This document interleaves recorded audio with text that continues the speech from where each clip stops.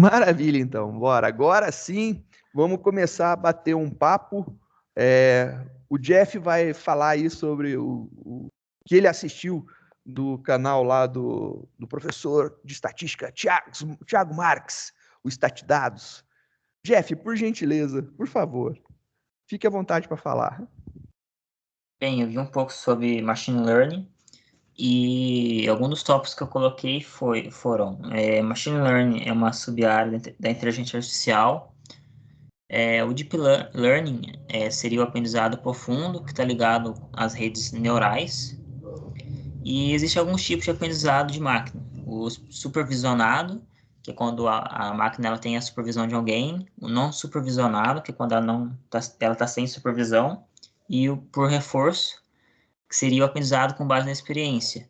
Eu até trouxe um exemplo aqui que seria a recomendação no YouTube.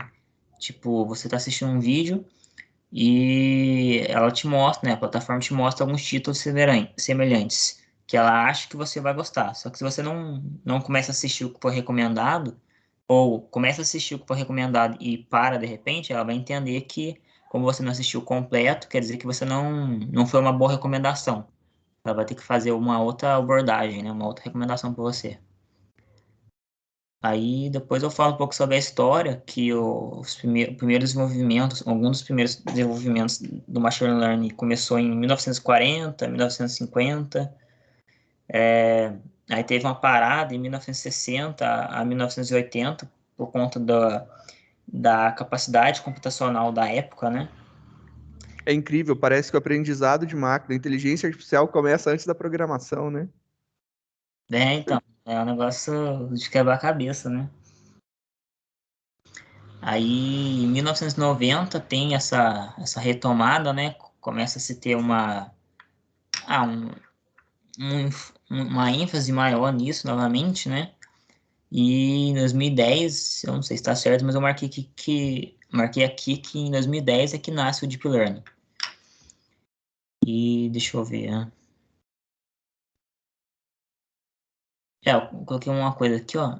No aprendizado de máquina convencional, temos um intermediário, uma pessoa que pode cometer erros, certo? Já com o Deep Learning, esse intermediário não existe. Então, seguindo o exemplo, eu coloquei uma imagem aqui. Posso compartilhar, senhor? Só para Pode. não ver Eu aqui. não sei se está com permissão, se não tiver, já estou liberando para você, Jeff. Certo. Cadê Jeff? Make a presenter. Change. Feito. Claro que pode.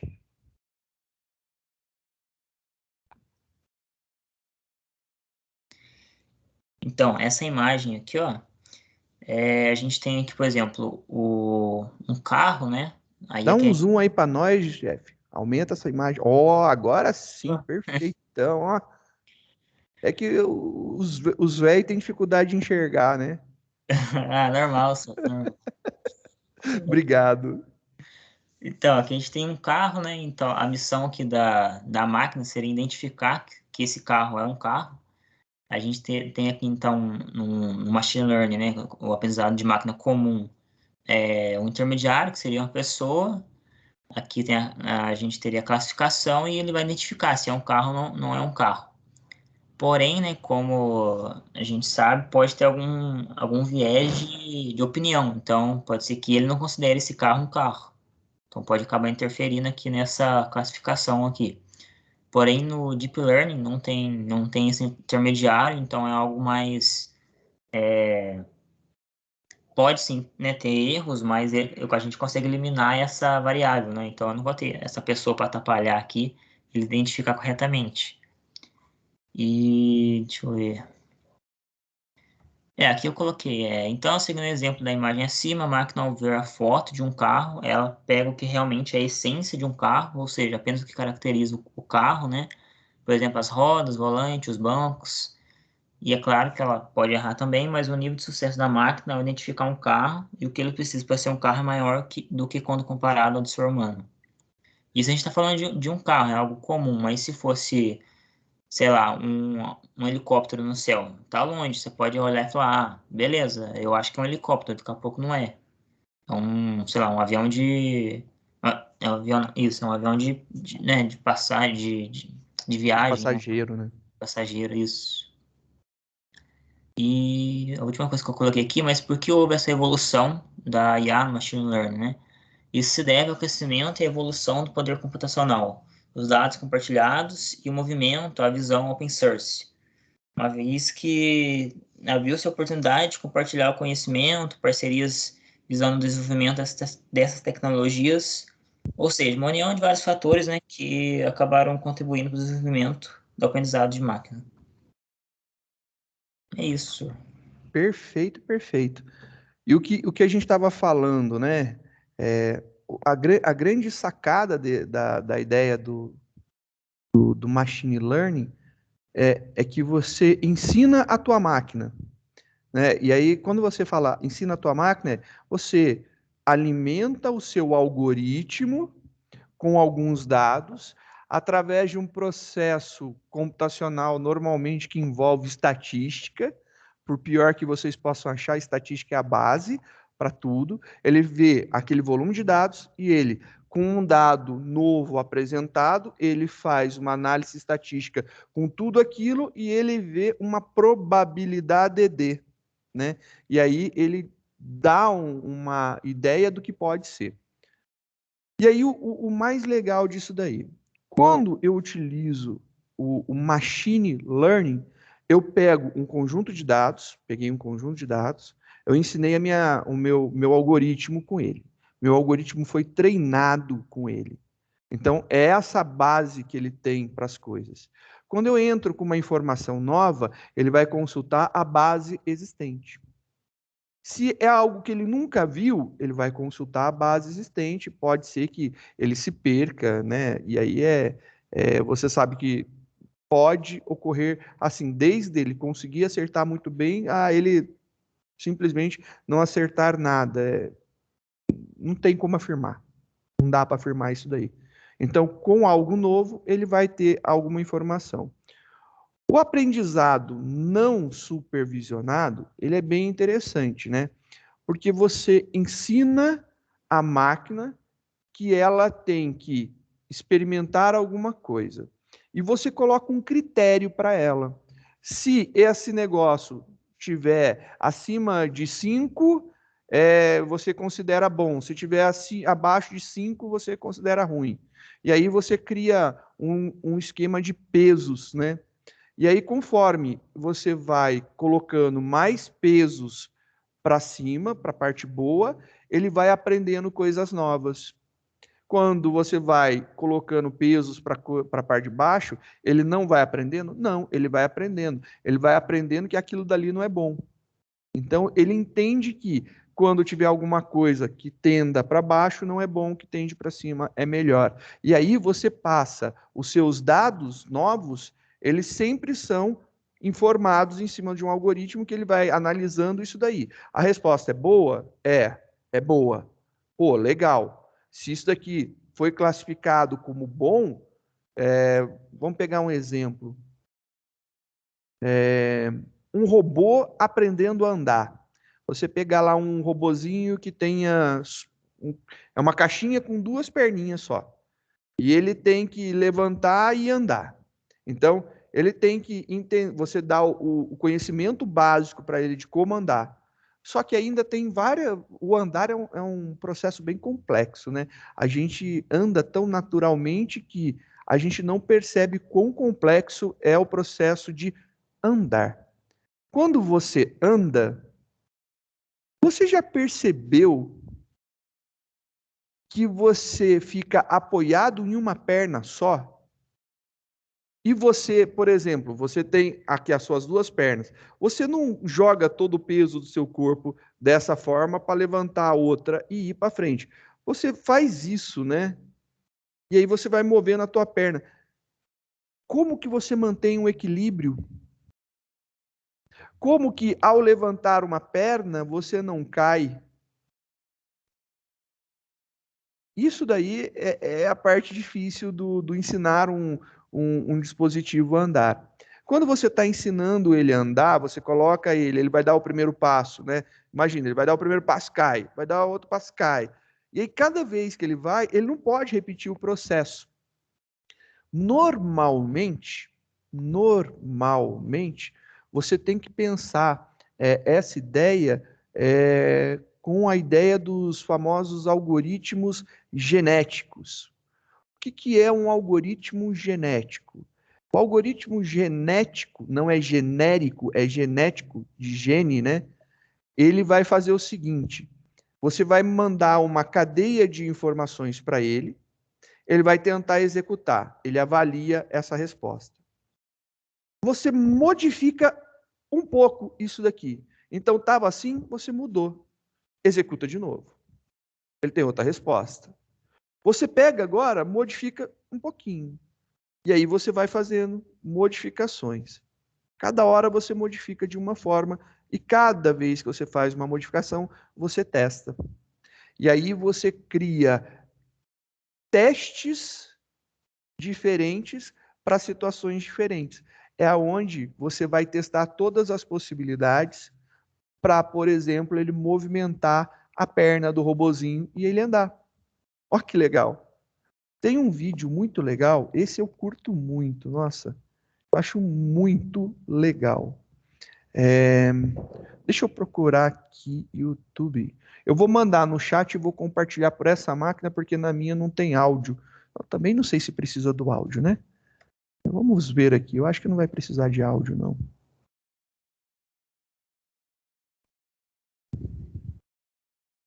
É...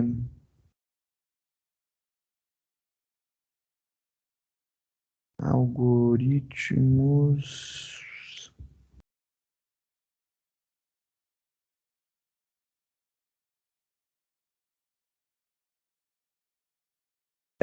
Aquele passarinho que era o joguinho que você ficava perdendo. É Tap Flap? Tap Flap?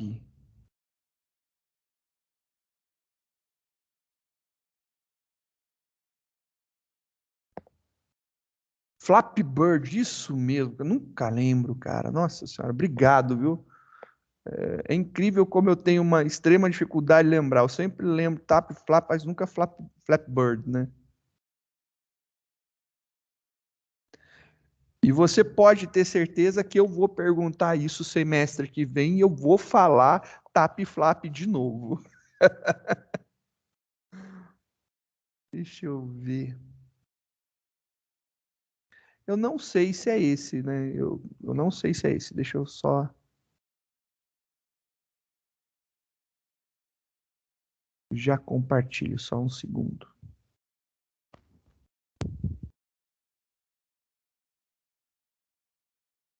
Eu acho que tem também da IA dirigindo, que é muito legal.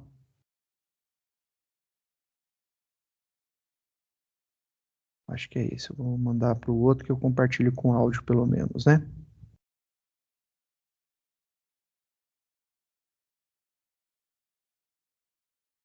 É esse mesmo. Esse é muito legal. Esse explica bem a ideia dele aprender sozinho, né? Deixa eu mandar aqui no chat pra gente e eu compartilho no outro. Eu vou colocar aqui e aí a gente assiste aqui.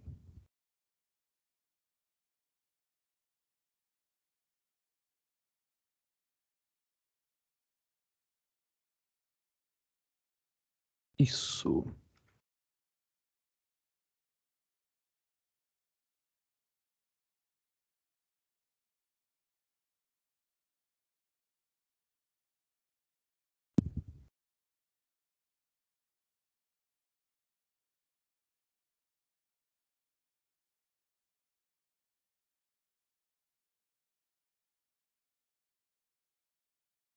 Joia, deixa eu compartilhar para vocês verem. É muito legalzinho. O vídeo ele é meio grandinho, né? Não é tão rapidinho, mas é super bacana. Ele tem 8 minutos. Eu acho que dá para a gente assistir em 8 minutos isso aqui. Deixa eu ver só.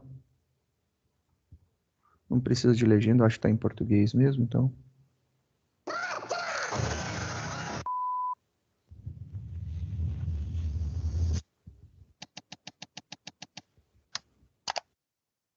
Sejam muito bem-vindos a mais um vídeo do Universo Programado. E dessa vez, nós vamos colocar a inteligência artificial para jogar o Flappy Bird.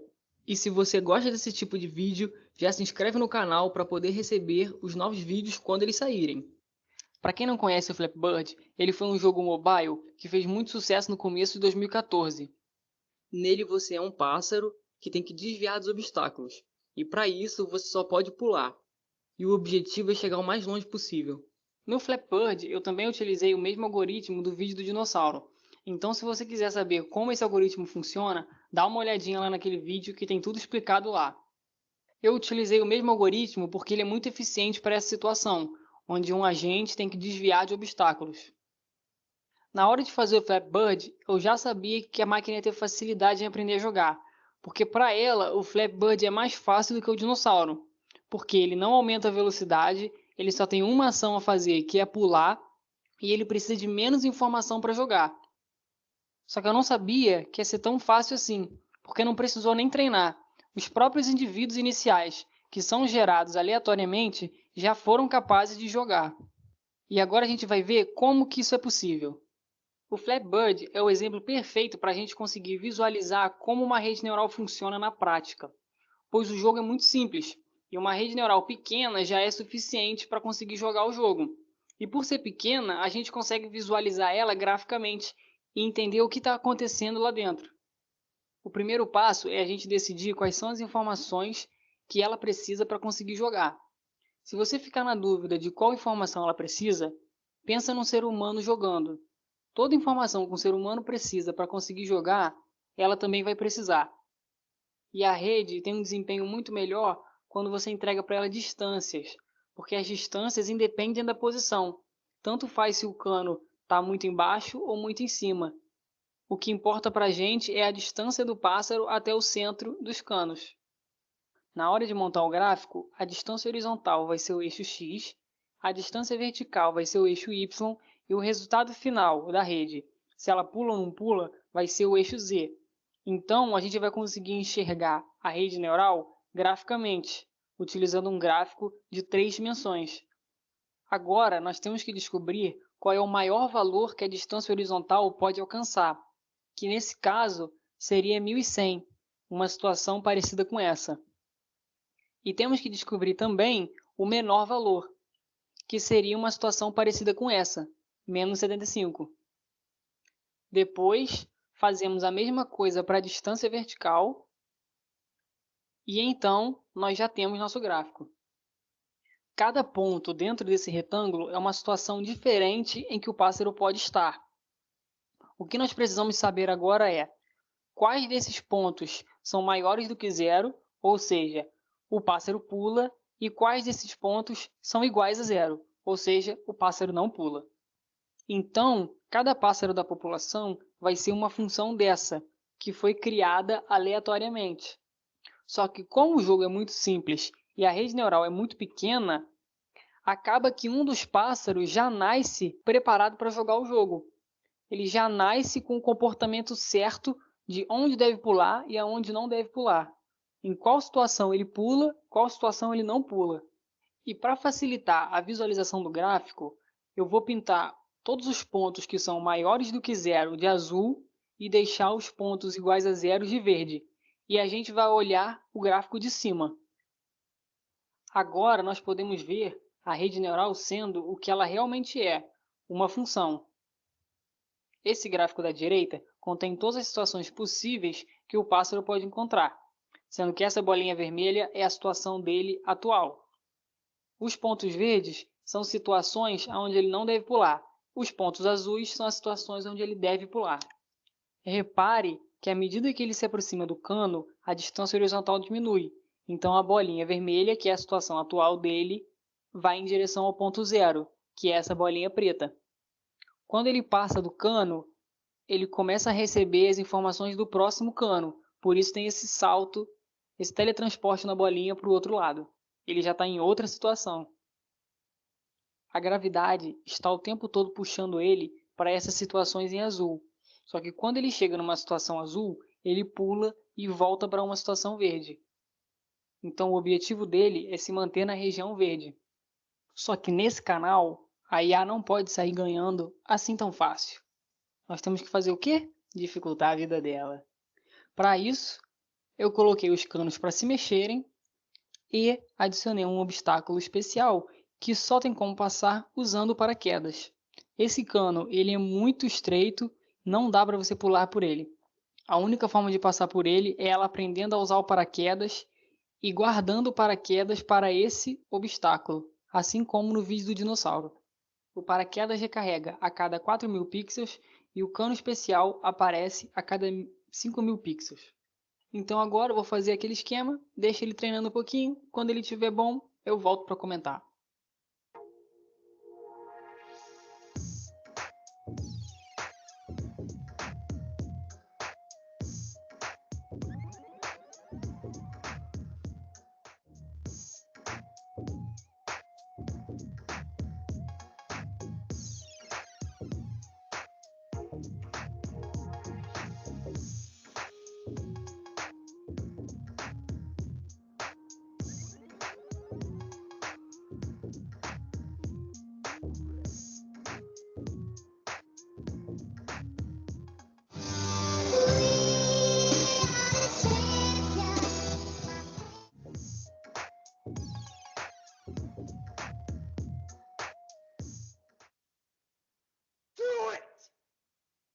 Just do it! Don't let your dreams be dreams. Yesterday...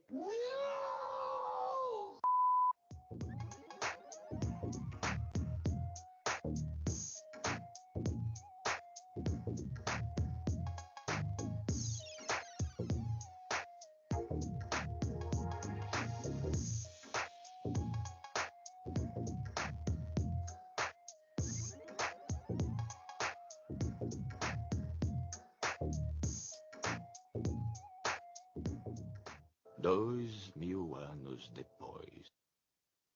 Depois de algumas gerações, ela chegou nessa pontuação e daí em diante eu acho que ela não vai perder mais. Ela já aprendeu a reagir a todos os obstáculos em todas as velocidades. Infelizmente dessa vez ela ganhou. Eu tentei dificultar o máximo que eu conseguia e ainda assim ela aprendeu e tá aí, infinito, nunca mais perde. Aprendeu a jogar. E por hoje é isso, galera. Se você chegou até esse ponto do vídeo, não esquece.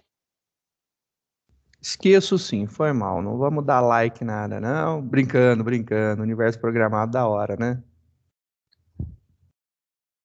Bem legal, né?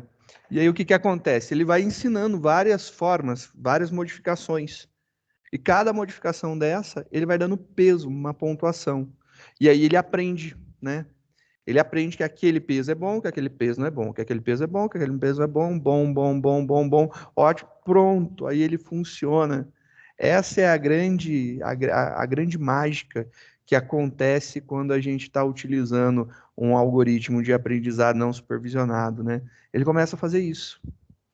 E aí, o que, que é o aprendizado por reforço?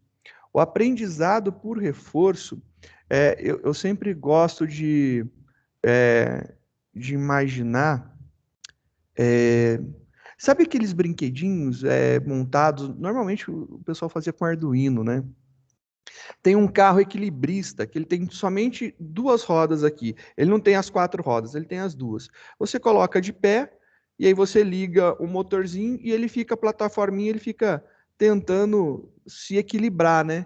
E aí cada vez que ele vai indo, ele volta e ele faz os ajustes. O que que acontece? Para que ele consiga, ele tem que ver que quando, por exemplo, ele está caindo para um lado, ele acelera, ele joga essa informação novamente e fala: olha, acelera quando estiver caindo. Então ele tem uma retroalimentação. Então, normalmente, os algoritmos de aprendizado por reforço, eles seguem a ideia de você dar uma base inicial, e você pega agora a ideia do não supervisionado, só que você pega, quando o negócio é bom, você pega e injeta esse conteúdo na base que ele tinha antes. Então, quando você aprende uma coisa nova, quando você descobre como fazer uma coisa nova, você coloca na sua base de conhecimento. Isso daí é o algoritmo de aprendizado por reforço. Ele mistura um pouco dos dois algoritmos, né, do supervisionado e não supervisionado. E aí, o que a gente tem de importante? A gente tem um negócio chamado viés. E o viés é sério, né? Tem um viés que aconteceu com o CAPTCHA do Google. O viés do CAPTCHA do Google é um viés complicado, é difícil. Eu acho assim, eu sinceramente, eu imagino qual que deve ter sido o prejuízo e como as pessoas devem ter se sentido ofendidas com esse viés. O CAPTCHA do Google, ele não conseguia, quando apresentado a imagem de macacos, diferenciar de pessoas negras. Isso daí é um caso real, então ele tem esse problema. Tanto é que eles tiraram esse tipo de detecção do CAPTCHA. Eles removeram todos esses conjuntos de imagem para que não tenha problema de ninguém se sentir ofendido. Pelo menos fizeram isso daí. Solucionaram o problema? Não solucionaram o problema. Complicado. O problema não foi solucionado, mas eles removeram porque não conseguiram arrumar isso daí. Eu acho que, assim, dos males ainda é o menor, né? Pelo menos não continua tendo esse problema nojento daí. Mas vamos imaginar uma situação. Vamos pegar agora... eu pego uma base de dados de pessoas de todas as idades e de todos os sexos que ficaram doentes, que tiveram internação por doenças respiratórias, sei lá, na cidade de Guaratinguetá. E aí eu quero fazer associação com, por exemplo, concentração de material particulado no ar. Ótimo. Isso é legal, tem muitos estudos que envolvem isso e é fácil de fazer. A gente tem dados, a gente vai começar a estudar isso daí. Beleza. Aí o que acontece? Quando você vai fazer esse estudo, você precisa separar a sua base, uma parte dela, para que você possa treinar o seu algoritmo, e um restante para que você possa testar, para ver se o seu algoritmo está bom, né? Então, você separa em base de treino e base de teste. E existe não existe uma regra única, né? Existem várias formas de divisão. Se você tem um volume absurdo de dados, 50% para uma, 50% para outra, perfeito. Se você tem já algo que não é tão grande, 60, 40, normalmente você vê o pessoal utilizando 70-30. Então, 70 para você para você treinar e 30 para você testar. E aí vamos pegar agora e vamos imaginar essa situação. Então, a gente está falando de doenças, de internações por doenças do aparelho respiratório, na cidade de Guaratinguetá, e a gente está comparando com a concentração de material particulado.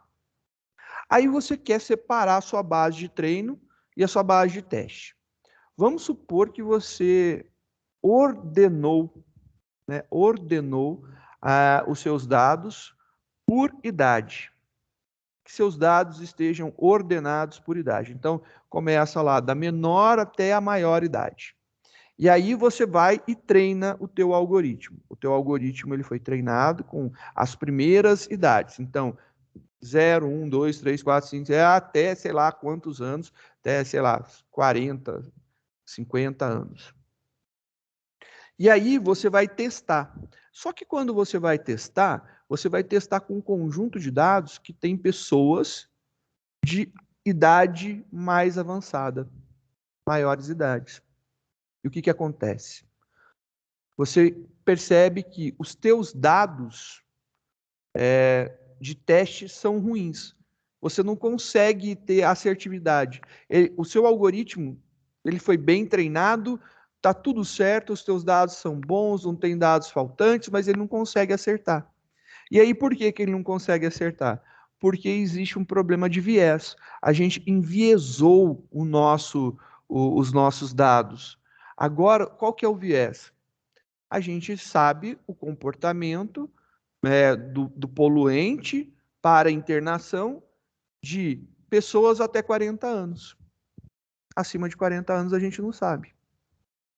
Isso daí é o enviesamento do dado.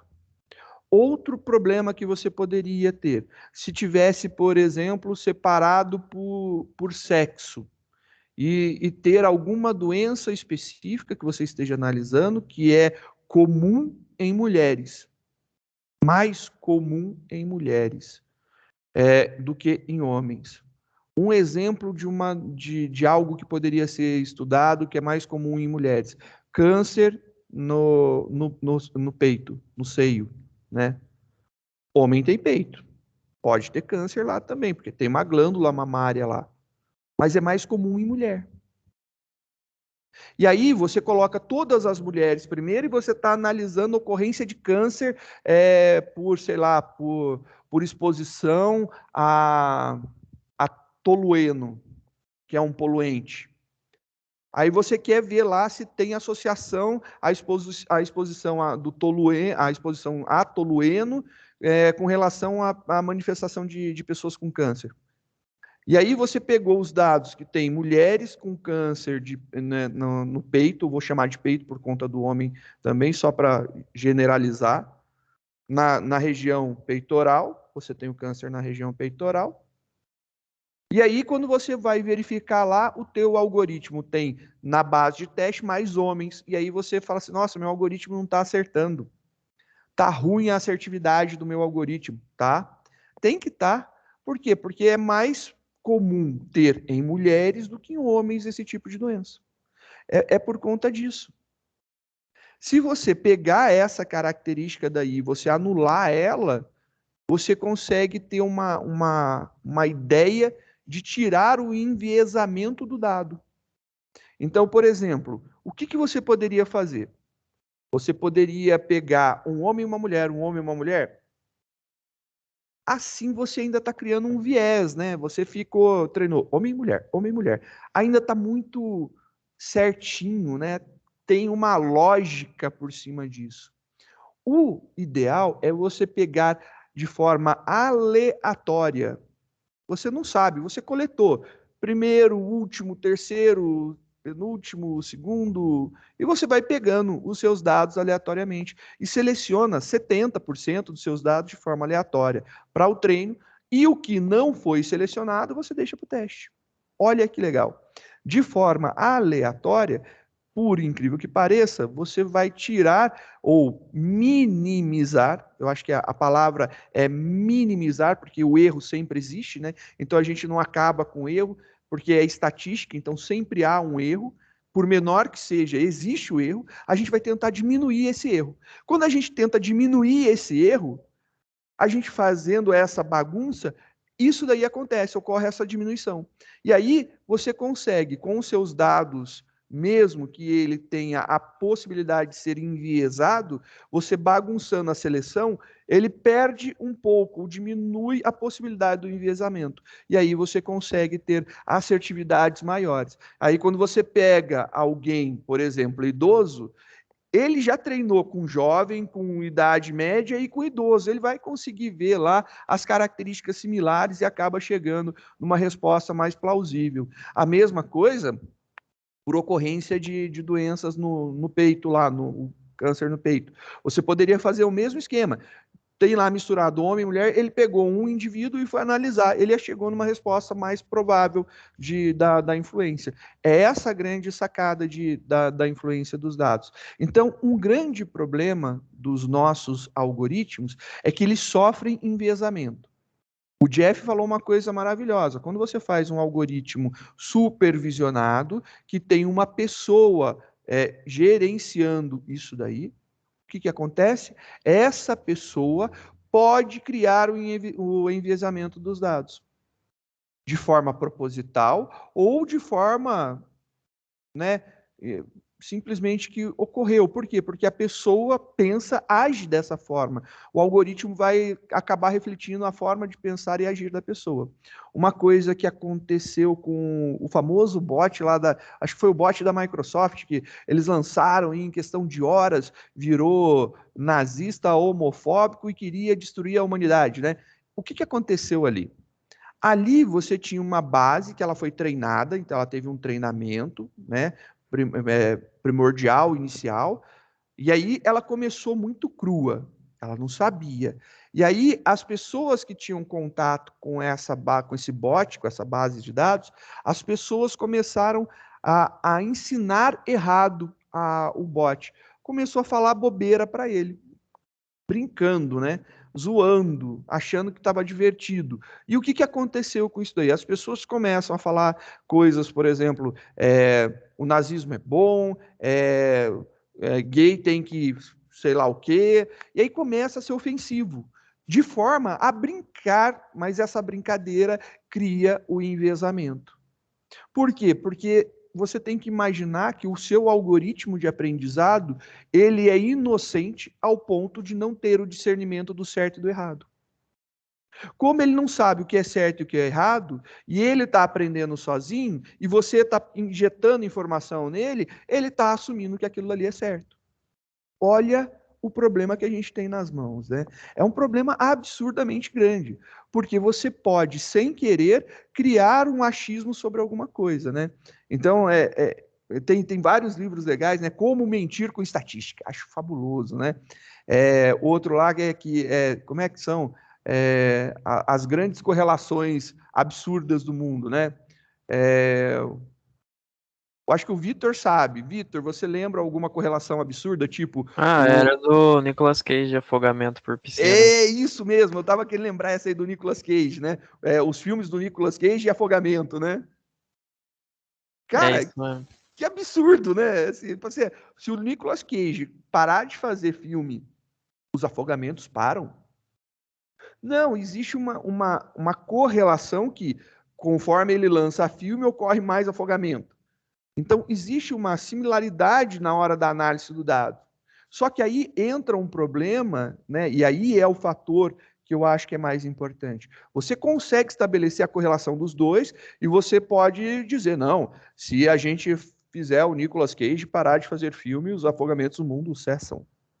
E não é verdade. Então, entra o ser pensante, o especialista, o detentor do conhecimento, e esse cara é que vai dar eu acho que o aval, né, vai ser o instrutor, o pai, quem vai ensinar o algoritmo de verdade. Porque se você não tem noção, você pode utilizar isso daí, estabelecer as correlações e achar que realmente, né, Nicolas Cage faz filme, aumenta o número de óbitos por afogamento. Já pensou que louco? Isso não pode ocorrer. E aí entra o especialista. O especialista chega e fala, não tem nada a ver o Nicolas Cage fazer filme e ter afogamento. Isso daí é uma mera coincidência. Então tá, então isso é coincidência. Obviamente que esse caso é muito esdrúxulo e a gente percebe, mas existem coisas que são muito sutis, né? Por exemplo, a gente poderia chegar a um ponto de identificar que um determinado poluente do ar ele tem uma alta correlação com uma determinada doença.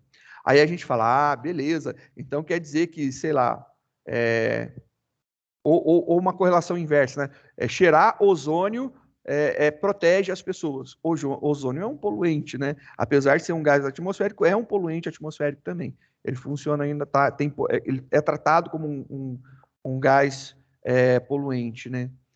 E aí você fala assim, então quer dizer que se eu aumentar a quantidade de ozônio na atmosfera, melhora? Não, não é, né? Não é isso. É que tem aí um problema de seus dados talvez não sejam tão bons, aquele momento não foi legal, ou você tem uma inversão de correlação, porque se o aumento de ozônio faz isso, ele diminui outra coisa, e essa outra coisa que, na verdade, influencia. Então, se diminuir o ozônio, aumenta o outro negócio, e é o outro negócio que faz o mal na saúde. Então, você está analisando que quando o ozônio cai, o outro sobe, o outro poluente sobe, então eles são inversamente proporcionais. Você não olhou o outro poluente, você olhou o ozônio. Então, quando você estabeleceu a correlação, ela ficou uma correlação inversa, ele virou um fator de proteção. E, na verdade, o ozônio está correlacionado com outro poluente.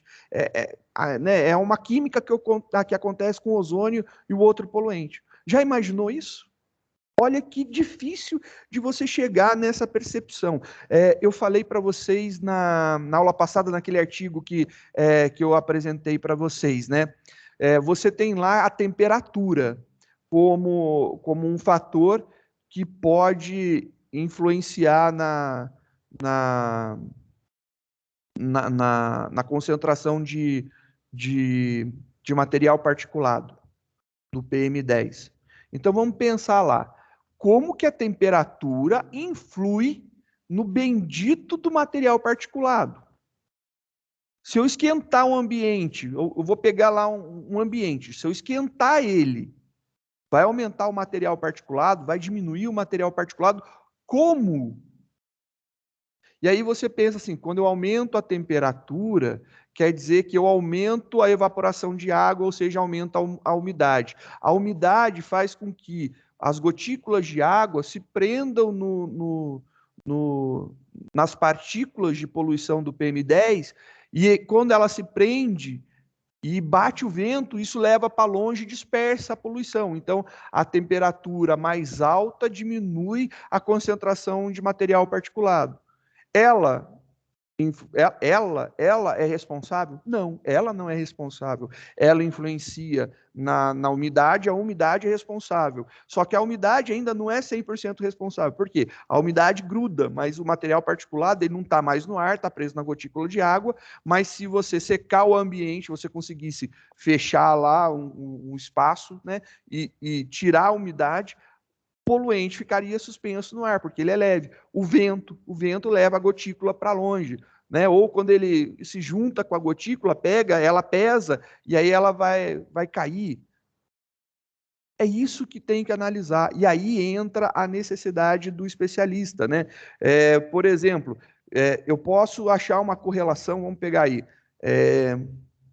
correlação de material particulado e Covid. A gente está falando de material particulado, vou continuar pegando. Material particulado e Covid. Quanto mais material particulado no ar, mais casos de Covid a gente tem. Estou supondo.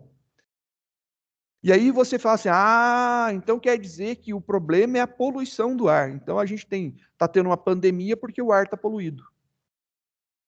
E aí você fala, não tem nada a ver. Aonde que eu preciso ter um especialista? Eu preciso ter um especialista que analise o que o material particulado faz no organismo do ser humano. E aí, se você pegar e perceber que o material particulado, quando ele é aspirado pelo nariz ou pela boca, e ele vai parar no pulmão, ele gruda nos alvéolos e capilares, e ele causa microinflamações, diminuindo a imunidade da pessoa, facilitando, então, que a pessoa que está com a imunidade rebaixada ou diminuída de alguma forma, possa pegar o bendito do Covid. Agora, justificou.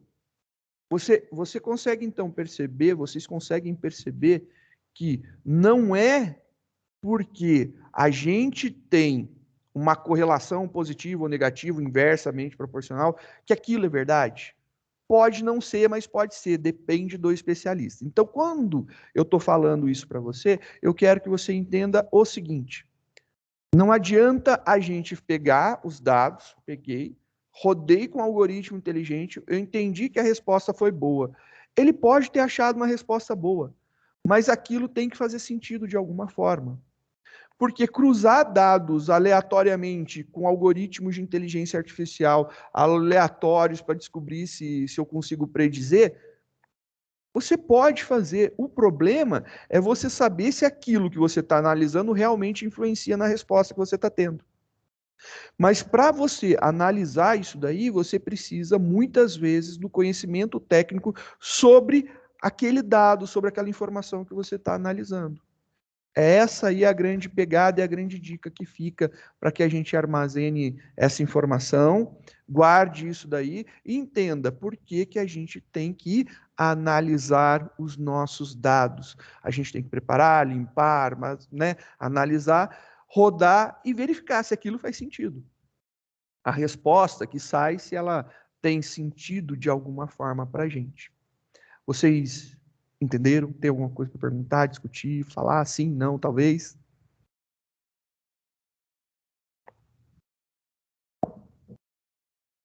Se não,